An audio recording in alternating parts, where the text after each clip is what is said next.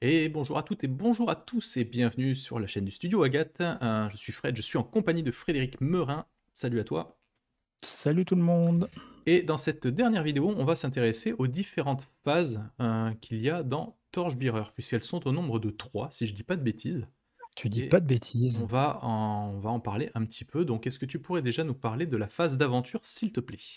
Oui, la phase d'aventure, c'est la plus évidente. C'est celle durant laquelle les aventuriers, les personnages joueurs, vont progresser, commencer leur exploration, s'intéresser aux problèmes que le MJ leur a soumis. En gros, Mhm. il faut avancer le scénario. Ok. Mais en faisant ça, évidemment, ils se fatiguent, ils s'épuisent. Toujours cette notion d'état qu'on acquiert au fur et à mesure de la progression durant l'aventure. Et du coup, qui dit épuisement dit repos. Et la phase de repos, ça s'appelle en fait la phase de camp, tout simplement.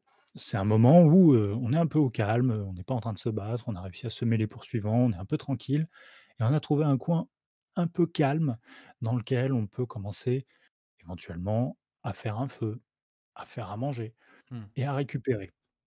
Cette phase de camp, elle va permettre donc de recharger ses sorts, pour ceux qui maîtrisent la magie, Mhm. de, de récupérer de la fatigue. Mais elle ne peut être faite que si on a des encoches. C'est une petite ressource qui s'obtient notamment en échouant durant la phase d'aventure Hmm. parce que, c'est des échecs qu'on apprend. Tortue est vraiment inscrit dans cette logique-là. Pour progresser d'une manière générale et pour récupérer, il faut à un moment trébucher pour pouvoir se relever plus fort ou du moins se relever déjà dans un premier temps. Oui. Ok.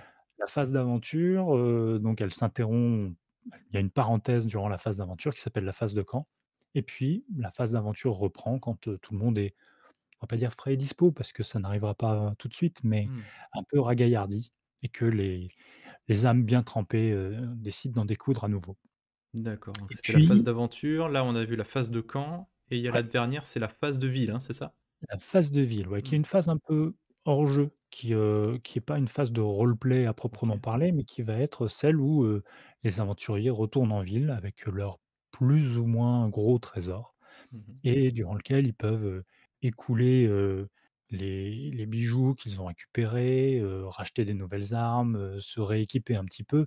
Donc c'est un petit peu une phase de gestion qui peut être, assez rapide OK.